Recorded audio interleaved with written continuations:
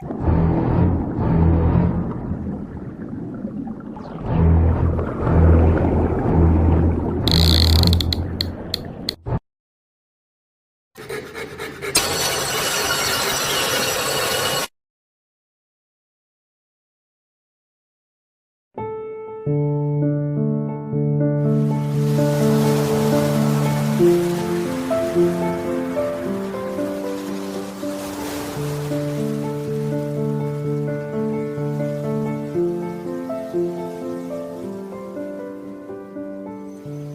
lo largo de toda la historia universal y a lo largo de todas las civilizaciones que existieron en el mundo, el mar ha estado siempre sujeto a innumerables historias debido a los incontables enigmas que lo rodean. ¿Qué más misterios guardan esas eternas masas de agua y qué otros secretos esperan ser revelados desde sus profundidades? En el siglo VIII a.C. fue escrita la epopeya La Odisea, escrita por el escritor griego Homero, proveniente de Esmirna, donde se narra la tragedia de Odiseo, siendo este víctima de los caprichos de los dioses, donde es condenado a vagar por el mar Egeo durante un periodo aproximado de 20 años después de luchar contra el temible ejército de Troya. Durante ese largo periodo fue tiempo suficiente para abandonar cualquier rastro de esperanza, donde todos sus conocidos y la mayoría de familiares lo dieron por muerto, a excepción de su esposa Penélope, que lo esperó pacientemente sin extinguir la pequeña chispa de esperanza que albergaba en su corazón. En la vida pasan circunstancias donde el sentimiento de abandono nos hace perder la fe y es común hallar en la muerte la última alternativa. Sin embargo, existe un último impulso que paradójicamente se interpone ante las más oscuras salidas que nos pone el destino, y es que en el último segundo de vida, el instinto humano buscará siempre de forma temeraria aferrarse a su deseo a vivir. Hay historias que, a pesar de ser concebidas desde un seno literario, parecieran emerger con tanta precisión en la realidad, y muchas veces la realidad supera con creces a cualquier drama de ficción. La historia que escucharán a continuación es una historia real y vivida por personas reales. Es una historia de supervivencia donde el espíritu humano alcanzó su máximo nivel hasta límites inimaginables.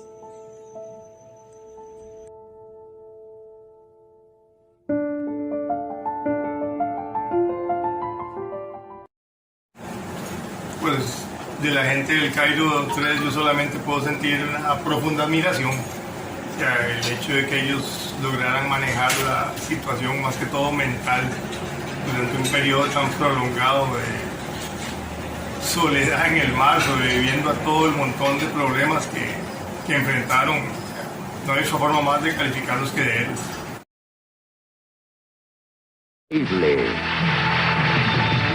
Hay récords mundiales que se desean romper, pero hay otros que nadie desearía siquiera experimentar.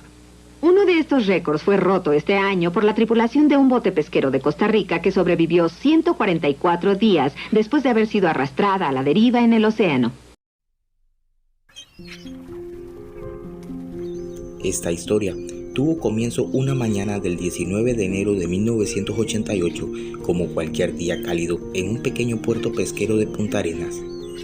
Uno de los botes que se preparaban para salir a pescar era el Cairo 3, el cual tenía una longitud de 9 metros. Joel González, miembro de la tripulación, se despide de su esposa y de sus 4 hijas, al igual que el capitán Gerardo Obregón, esposo y padre de 3 hijos. Además de Gerardo y Joel, la tripulación del Cairo 3 estaba compuesta por Juan Bolívar, Fausto López y Jorge Hernández. Digamos, comenzando la tragedia o eso, porque eran 2 lanchas que tenía ese señor Carlos Román. Tenía el Cairo 3 y el Cairo 5. Ese Cairo 5, lo unimos todos y le digo yo al capitán del Cairo 5, mira, le digo, yo no conozco Puntiburica porque no he ido a pescar por ahí, digo. Pero sí sé que está cerca de Panamá, digo, esa entrada. Que vayamos los dos a las lanchas, digo, juntas ahí, por cualquier circunstancia. No digo que va a suceder, no, digo, no quiero decir que va a suceder una circunstancia tal vez de peligro, ¿no? Pero vamos a los dos chunches, digo. Pero se dañó ese cairoquito, se le dañó un fresal que lleva, que es lo que acopla el eje. Y eso llega y pega ahí y esa presión. Pues, tiene para darle vuelta a la propela. Se barrió y lo llamó, nosotros estamos llegando ahí a Caldera. Lo llamó, que lo lleváramos al remolque para adentro porque se dejó de ir el fresal y había barrido. Tuvimos que regresar y remolcarlo con unos amarillones y el chuche cargado de diésel, agua, prohibición y toda caraja y hielo y saber que tenemos que contrastar con la corriente para atrás. La cosa que llegamos allá al puerto y saber que la corriente estaba bajando, estaba vaciando. Llegamos a las 11 de la noche ahí de Carlos Román, lo dejamos y regresamos por atrás. Ya ahí de la salida del puerto, dice el carajo, decirle, bueno, si vamos a reunirnos aquí, el zarpe que nos dieron era para Fuentiburica, pero ya vamos solos y ya no vamos a ir, vamos a ir para el norte. Le digo, y así con esa controversia, vamos para el norte. No se dan cuenta la capitanía del puerto que nosotros vamos para el norte, pero lo estamos haciendo aquí. Y la salida fue de allá. Aquí. Vamos para el norte. Salimos allá al cabo, anduvimos ahí trasteando unas piedras para pescar, para pasar el rato y caminar en la noche. Y estaba una lancha varada ahí en Cabo Blanco. Pues puche. Y vamos a ver si que va a estar esperando que llegáramos para que lo remolcáramos para el puerto. Y apenas íbamos para afuera. Pues pucha. Bueno, ya me entró, había una cosa, un agotamiento. Pero que venía sobre el puerto y íbamos para el puerto otra vuelta. Cuando venía ahí cruzando el cabo, dije yo, no voy a este viaje. No voy. Pero eso yo lo iba diciendo entre sí mismo. El pensamiento mío era no ir a ese viaje. Y cuando llegué a Los Negros, a una isla que hay, dije, no voy. Voy a recoger todos mis chunches y la cámara, todo lo metí en el maletín, lavé los trastes, dejé todo en orden y aquí está. El pequeño bote requería de ajustes y de una pronta reparación, pero debido a la poca suerte de sus últimas jornadas de pesca, precipitadamente todos deciden zarpar, a pesar de los riesgos que esto implicaba, pero ocupaban el dinero. Ya con un nuevo viaje, ya el viaje de aquí, ya no existió, ya fue corriendo para el norte, cosa que no era para el norte, era para el sur. Pero como es, la verdad que ya vamos solos, ahí vamos con, pues el padre que el Cairo no falló porque ya se picó, la lancha estaba mala, ya porque estaba muy picada, de tiempo que ya está en el mar, el hongo lo picó, pero él en ese tiempo estaba en buenas condiciones para trabajar. Pero como fuimos para allá, el tiempo lo desbarató. Llegamos ahí y le digo, bueno, oiga, era un paso lo que tenía que dar para cruzar de la lancha del Cairo a la lancha que íbamos a remolcar y salir a tierra. Entonces dice, no hombre, ¿cómo va a ser posible? Digamos, vamos a ir a estar 8 días y te vas a quedar por 8 días. Vamos a pescar y comenzaron a ir de patín y me hacen regresar. Me voy a ir a estar de 8 días a 3 meses, 6 meses. Y ya me tocaba a mí verme en esa dificultad pequeña. aquí estoy con vida, gracias al Señor.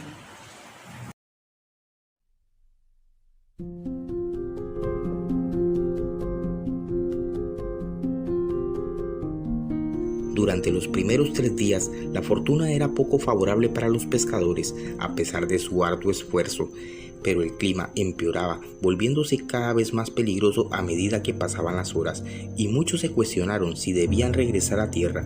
Decidieron correr el riesgo y echaron la red una vez más.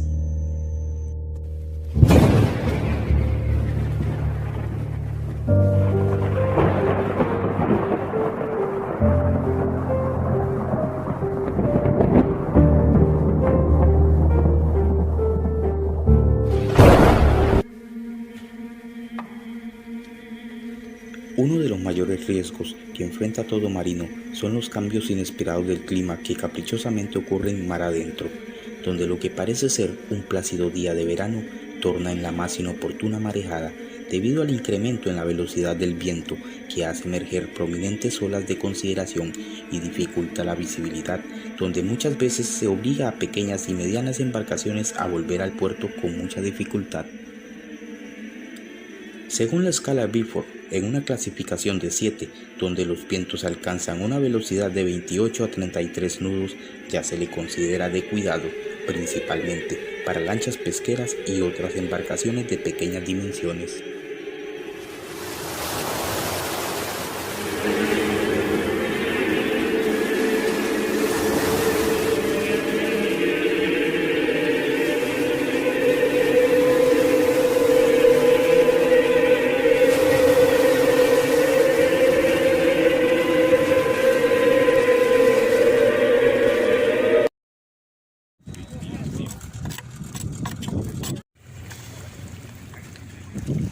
No existe un solo capitán o un solo marinero que no haya sido víctima de los inesperados sucesos que suelen ocurrir en alta mar, donde cualquier mínimo error podría balancear la frágil línea que divide la vida de la muerte. Para lograr documentar una de estas historias, nos trasladamos desde Punta Arenas hasta las cercanías de Herradura para poder escuchar un testimonio por parte de uno de los más experimentados capitanes del país y uno de los mayores referentes de la pesca deportiva, el capitán Rodolfo Dodero. Sí, pues creo que no hay un capitán que no haya tenido una mala experiencia en el mar. Y en el caso de una de las mías, de las varias que he tenido, nos sucedió una vez que el yate que tenía 2 motores se le dañó un motor y el jefe tuvo la grandiosa idea de llevarlo desde Dominicana hasta Golfito para repararlo. Casi que se veía la tragedia venir, pues los motores andan gemeleados toda su vida y si un motor tiene un problema mecánico es muy probable que el otro motor tenga el mismo problema. Y nosotros justamente frente a Corcovado, en esa zona el otro motor se trabó y nos agarró una corriente y nos tiró, no sé, 40 millas afuera y estuvimos 2 o 3 días allá flotando hasta que se nos ocurrió aprovechar una tormenta que venía del mar hacia tierra y fabricamos una vela con la toldilla del yate y la amarramos atrás y nos vinimos veleando el yate en reversa, se puede decir, hasta que alcanzamos a oír de noche la costa en Corcovado. Vimos las olas rompiendo y tiramos el ancla, de suerte que el ancla se agarró y aguantó y ahí amanecimos a cerca de escasos 50 metros de la costa, de la rompiente. Tuvimos mucha suerte también en ese momento. Dimos una balsa, tiramos el marinero a tierra y caminó hasta la estación de Sirena y ahí pedimos ayuda.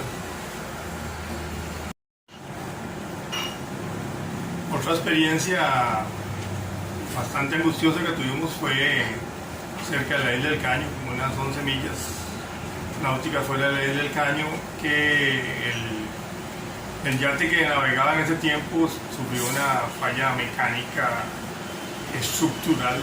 Se rompió una parte del casco y el yate se hundió como en menos de 1 minuto. Nosotros tuvimos la suerte de que habíamos estado la semana anterior haciendo simulacros de abandono de la embarcación y todo nos salió muy bonito, muy profesional. Los 7 clientes que teníamos a bordo, todos salieron al agua sin ningún problema, sin ninguna crisis nerviosa, con sus chalecos bien puestos. Inclusive nos dio en ese poco lapso de tiempo capacidad de meter todos los maletines en bolsas plásticas y amarrarlos y tirarlos por la borda para no perder nada de lo que había. Hicimos una balsa con la hielera y todos los objetos que encontramos flotantes, y de ahí nos agarramos. Nosotros, eso nos sucedió como a las 7 de la mañana, íbamos corriendo apenas para afuera y nos rescataron como a las 5:30 de la tarde. Dentro de las anécdotas tristes es que yo tenía un celular dentro de una bolsa Ziploc, y cuando las olas subían yo podía tener comunicación, podía hacer un marcado y la señal se duraba 30 segundos, una cosa así, y se iba. Entonces eran constantes intentos de marcar, y yo sí logré comunicarme con guardacostas, y guardacostas me contestó que no tenían combustible para atender la emergencia en ese momento. Pues tratar de comunicarme con otras lanchas. Entonces yo traté de comunicarme con otros números de compañeros, colegas, y constantemente me entraban llamadas, y me entraban llamadas de La Nación, de Telenoticias, de Canal 7, de Canal 6, de cuanto noticiero en el país, y yo me ponía furioso porque yo quería comunicarme para que me rescataran, y era constante el ingreso de llamadas de esos centros noticiosos. Y yo le dije a uno que yo le decía, le daba la exclusiva de la entrevista si me decía quién le había dado la información con ese número. Y uno de ellos accedió y me dijo que había sido un teniente de guardacostas de Quepos, el que le había vendido la información por 50.000 colones. Y eso realmente fue triste, patético, que se juegue con la vida de alguien a ese nivel.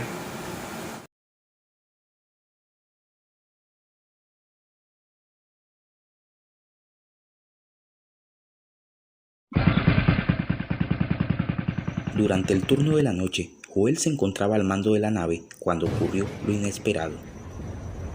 El Cairo 3 fue sorprendido por una tormenta. Era el devastador viento del norte, apodado también como el norte, donde con imponente fuerza y vientos destructores hacen zozobrar a la pequeña embarcación en medio de olas de 10 metros. Joel y los demás luchan con gran esfuerzo contra la mortal embestida de las fuerzas del mar. La radio no sirve, el motor está muerto. Con gran rapidez tratan de salvar todo cuanto pueden.